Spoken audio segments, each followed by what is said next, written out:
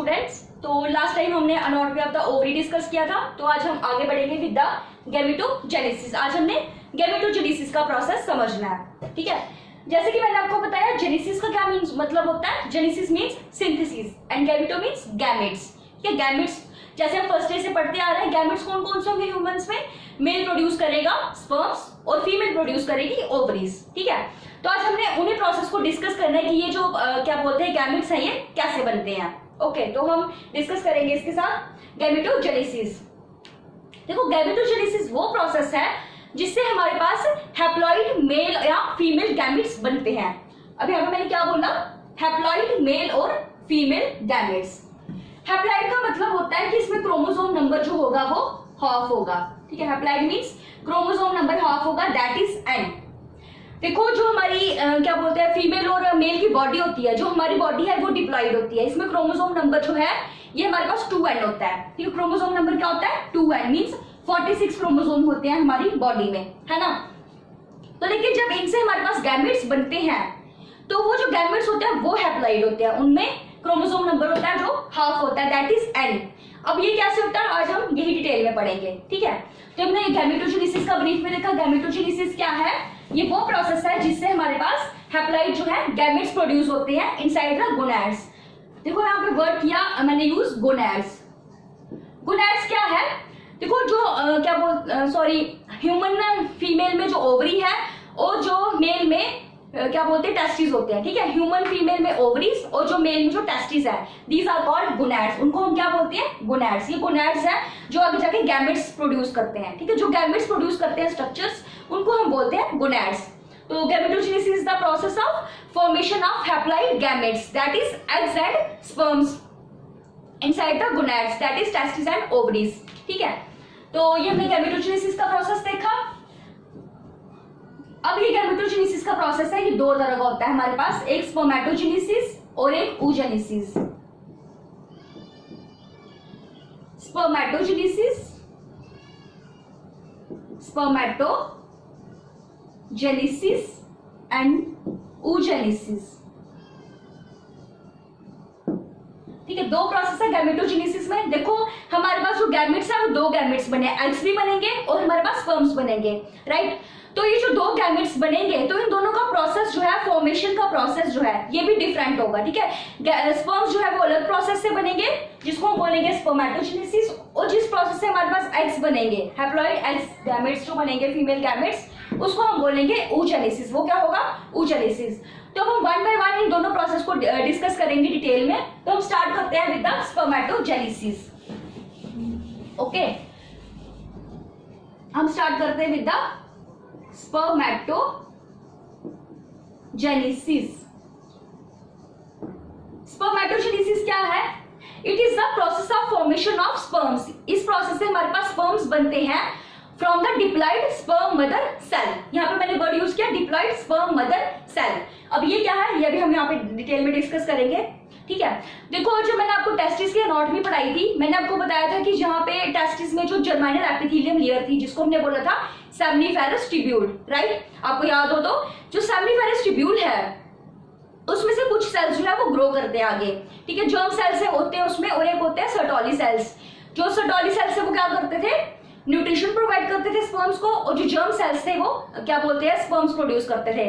और फिर मैंने आपको बताया था कि जो स्पर्म्स हमारे पास बनते हैं ये डायरेक्टली जो है जर्म सेल से डायरेक्टली स्पर्म नहीं बनता है। इसमें 4 स्टेजेस आती हैं हमारे बारे में, हमारे पास कौन कौन सी। एक सबसे पहले हमारे पास बनते थे स्पर्मेटोगोनिया, फिर स्पर्मेटोसाइट्स, फिर स्पर्मेटिड्स एंड फाइनली बनते थे स्पर्म्स। ओके, तो ये सब मैंने आपको उस टाइम बताया था ट्रांसफर सेक्शन जब हमें टेस्टिस की देखी थी।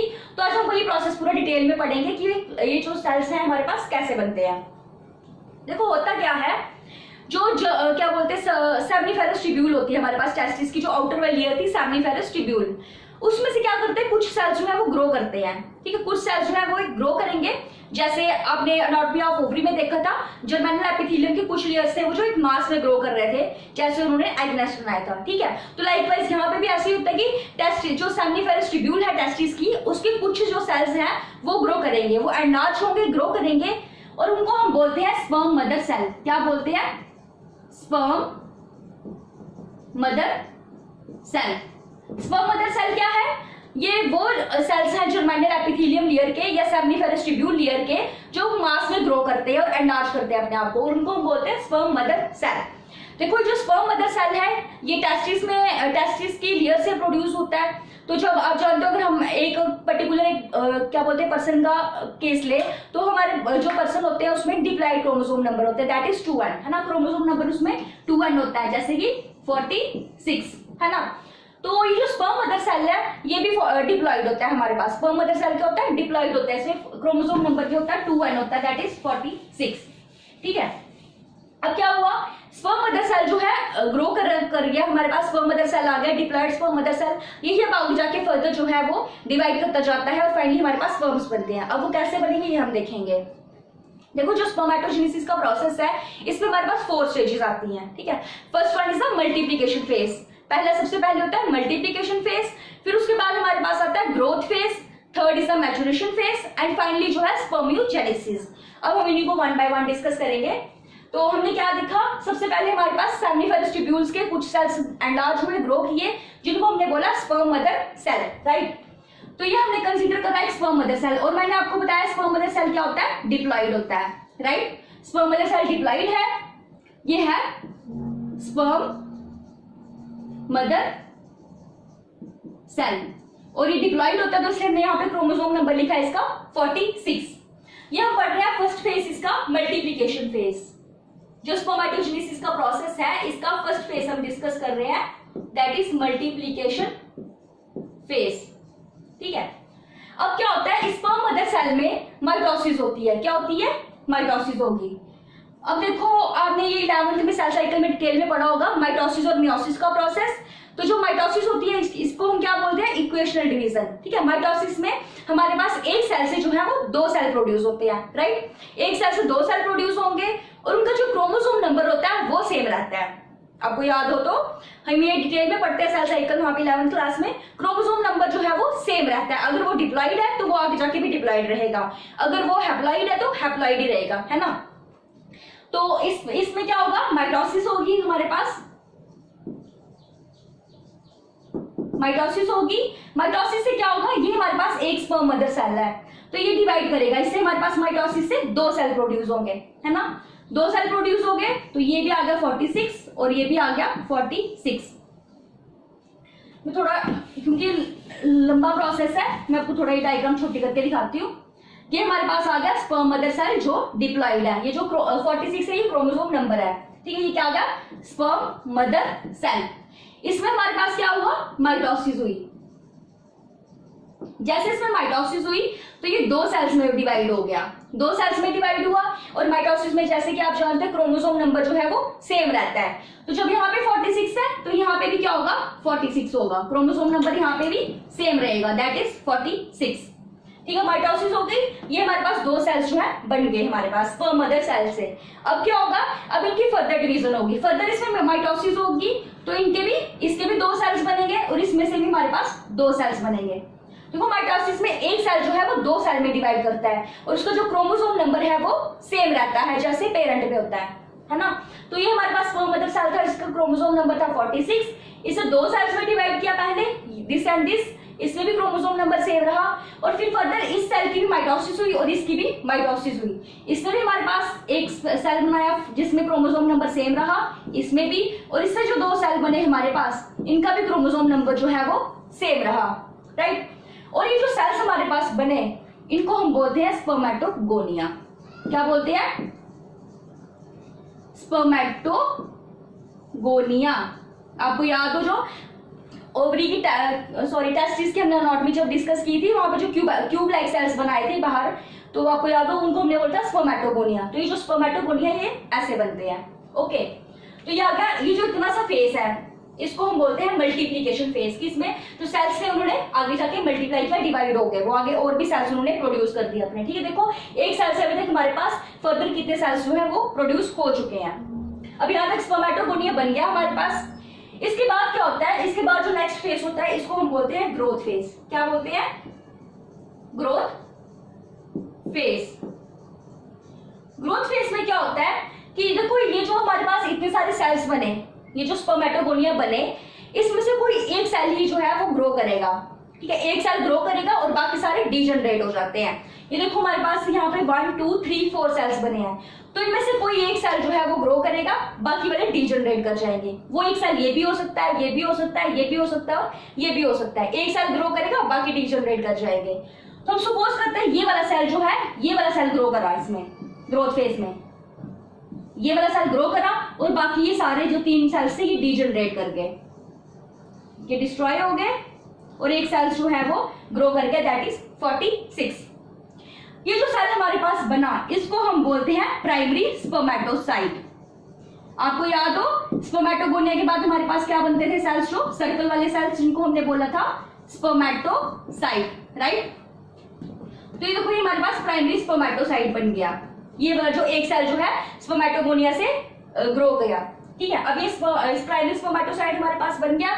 इसके बाद क्या होता है, ये जो प्राइमरी स्पर्मेटोसाइट है इसमें हमारे पास मियोसिस 1 होती है। कौन सा प्रोसेस होता है, मियोसिस 1। अब आपको याद हो तो जब आप सेल साइकिल पढ़ते हो 11th में, माइटोसिस को तो हमने देखा ये क्या है, इक्वेशनल डिवीजन है, क्रोमोसोम नंबर सेम रहता है और एक सेल के 2 सेल बनते हैं, राइट। लेकिन जो मियोसिस 1 होती है इसमें क्या होता है, इससे भी एक सेल से 2 सेल बनेंगे, ठीक है, एक सेल से 2 सेल बनते हैं, लेकिन इसमें क्रोमोसोम नंबर जो है वो रिड्यूस हो जाता है, ओके।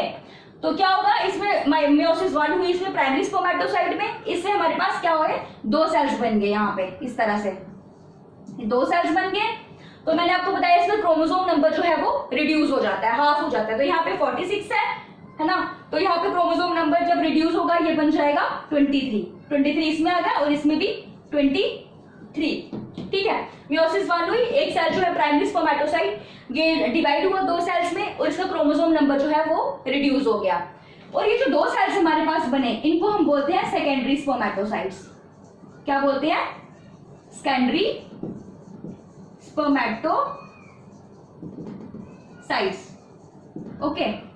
ये हमारे पास अभी तक स्पर्मेटोगोनिया बन गया और स्पर्मेटोसाइट्स बन गए। अभी 2 जो सेल्स बच गए वो कौन से, एक स्पर्मेटिड्स और स्पर्म्स बनाने हैं हमने फाइनली, ओके। तो यहाँ तक हमारे पास सेकेंडरी स्पर्मेटोसाइट्स बन गए। अब ये जो फेस है यहाँ तक स्पर्मेटोसाइट्स तक बनने तक, अब उसके बाद क्या होगा, ये जो स्पर्मेटोसाइट्स हैं इनमें फर्दर जो है मियोसिस 2 का प्रोसेस होगा। क्या होगा, मियोसिस 2 होगी, यहाँ पे आके इस स्टेज में आके मियोसिस 2 होती है। तो जब आपने 11th में ये मियोसिस के बारे में प्रोसेस का स्टडी किया होगा इसका, तो आपने देखा होगा जो मियोसिस 1 है उसको हम क्या बोलते हैं, रिडक्शन डिवीजन बोलते हैं। रिडक्शन डिवीजन क्यों, क्योंकि उसमें से हमारे पास क्रोमोसोम नंबर जो है वो रिड्यूस हो जाता है।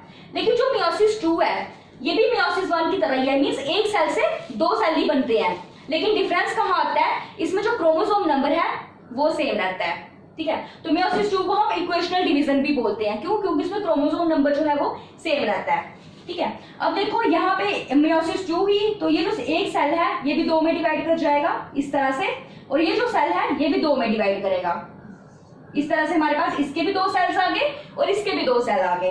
अब देखो मियोसिस 2 क्या है, ये बताया मैंने आपको, रिडक्शनल डिवीजन है। इसमें इक्वेशनल डिवीजन, इसमें क्रोमोसोम नंबर जो है वो सेम रहेगा। तो यहाँ पे 23 है, यहाँ पे भी 23 रहेगा, यहाँ पे भी 23, इससे भी 23 आएगा और इससे भी 23 आएगा, ठीक है। तो ये जो हमारे पास सेल्स बने इनको हम बोलते हैं स्पर्मेटिड्स। ये क्या है, दीज आर द स्पर्मेटिड्स, ठीक है, ये हो गए स्पर्मेटिड्स। और ये जो फेस होता है जहां से स्पर्मेटोसाइट से स्पर्मेटिड्स बनते हैं इसको हम बोलते हैं मैचुरेशन फेज। क्या बोलते हैं, मैचुरेशन फेज। मैचुरेशन फेज क्या हुआ, जिससे हमारे पास स्पर्मेटोसाइट से फाइनली जो है वो स्पर्मेटिड्स बन गए, ठीक है। तो ये हमने देखा सबसे पहले स्पर्मेटोगोनिया बने, स्पर्मेटोसाइट्स, फाइनली हमारे पास स्पर्मेटिड्स बन गए। अब हमारा लास्ट प्रोसेस क्या होगा, स्पर्म्स की फॉर्मेशन का, है ना। टेस्टिस में जब एनाटॉमी पढ़ी थी हमने बाहर देखा था, सबसे पहले स्पर्मेटोगोनिया बनता है, फिर स्पर्मेटोसाइट्स, फिर spermatids and then finally sperms. तो क्या होगा, इससे स्पर्मेटिड्स से फाइनली हमारे पास स्पर्म्स बनेंगे। अब देखो जब स्पर्मेटिड्स बन गए तो उसके बाद का जो हमारा प्रोसेस होता है इसको हम बोलते हैं स्पर्मियोजेनेसिस, ठीक है, स्पर्मियोजेनेसिस बोलते हैं।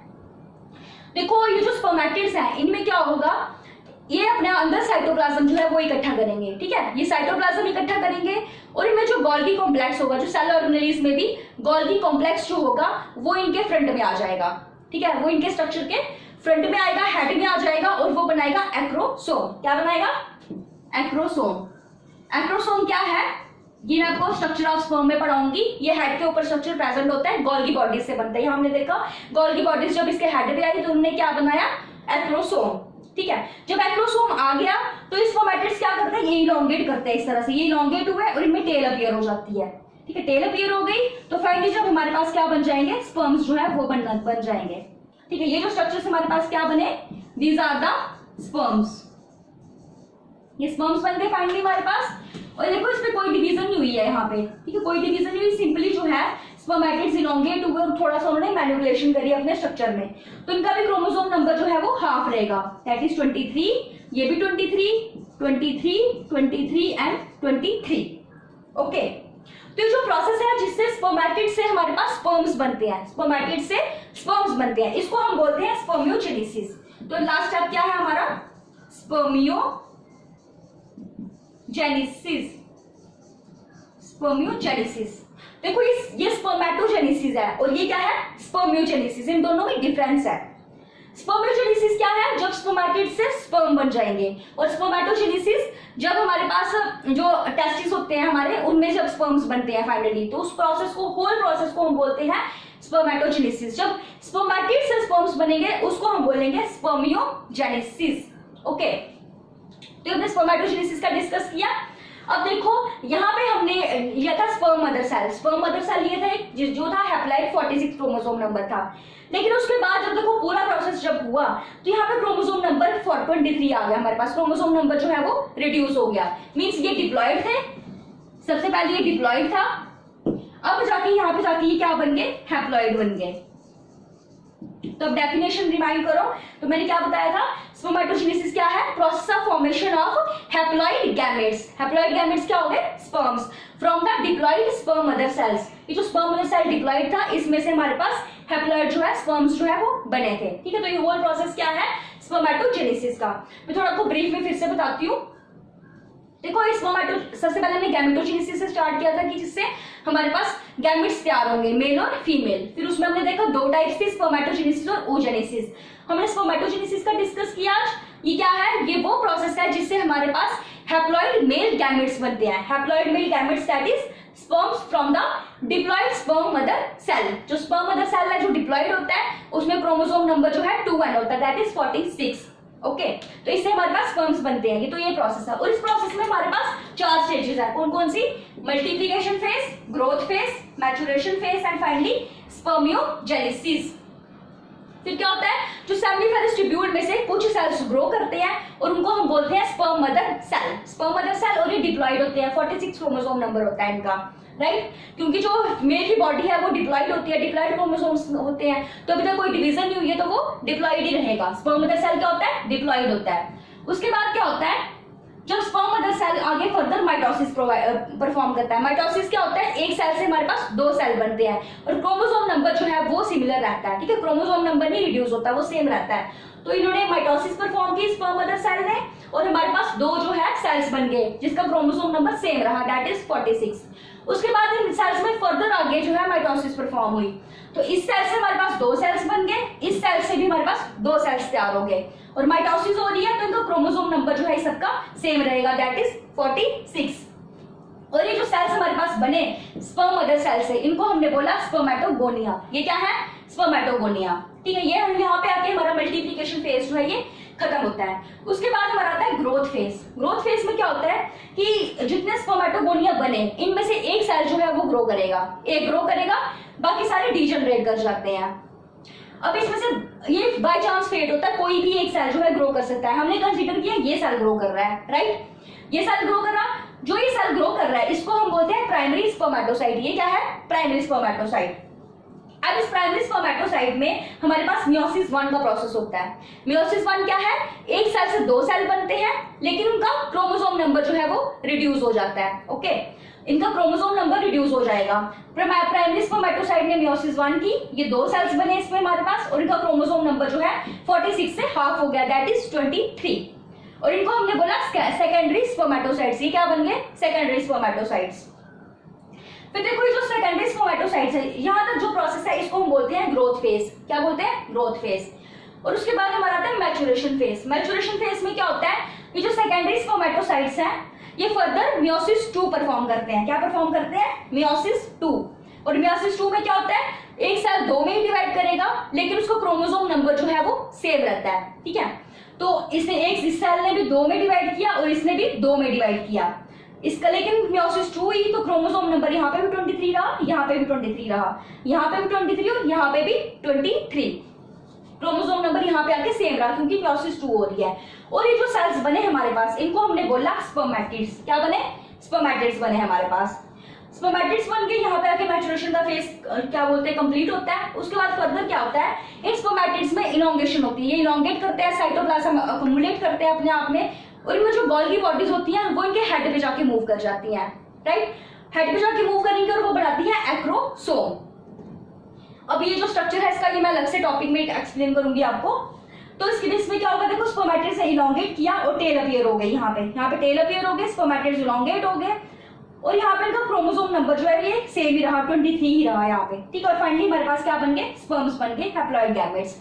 और ये जो प्रोसेस है स्पर्मेटिड से स्पर्म बनने का, स्पर्मेटिड से जो स्पर्म बनेंगे इस प्रोसेस को हम बोलते हैं स्पर्मियोजेनेसिस, ठीक है। देखो ये दो टर्म्स है, स्पर्मेटोजेनेसिस और स्पर्मोजेनेसिस। इनको मींस कि इकट्ठा मत करना, मिक्सअप मत करना इनको, ये अलग अलग टर्म्स है।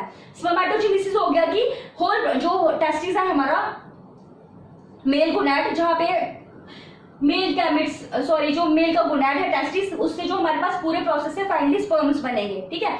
जो प्रोसेस से हमारे पास स्पर्म्स बनेंगे फाइनली होल प्रोसेस से, उसको हम बोलते हैं स्पर्मेटोजेनेसिस। लेकिन स्पर्मियोजेनेसिस क्या है, जब हमारे पास स्पर्मेटिड से स्पर्म्स बनेंगे फाइनली, ठीक है। जब स्पर्मेटिड से स्पर्म्स बनेंगे इसको हम बोलते हैं स्पर्मियोजेनेसिस। ओके, तो ये थोड़ा इनको माइंड में रखना, इन दोनों डेफिनेशंस को, ये अलग अलग है दोनों चीजें, ठीक है। तो ये हमने देखा। अब देखो यहाँ पे हमने जो स्पर्म मदर सेल लिया था ये डिप्लॉइड था, इसका क्रोमोसोम नंबर 46 था। लेकिन जब ये पूरा प्रोसेस हुआ यहाँ पे आके क्रोमोसोम नंबर जो है रिड्यूस हो गया, 46 से 23 हो गया, तो ये गैमेट्स क्या बन गए, हैप्लॉइड। सो दैट्स व्हाई ये जो स्पर्मेटोजेनेसिस की हम डेफिनेशन देखते हैं कि ये क्या है, process of formation of haploid male gametes. Haploid gametes बने हमारे पास inside the from the diploid sperm mother cell. ये जो स्पर्म मदर सेल हमने लिया था ये जो डिप्लॉइड होता है, इससे हमारे पास डिप्लॉइड स्पर्म मदर सेल से हैप्लॉइड मेल गैमेट्स बनते हैं। तो इस पूरे प्रोसेस को हम बोलते हैं spermatogenesis. Okay, so this is all about today. कल हम पढ़ेंगे oogenesis के बारे में। Okay, thank you.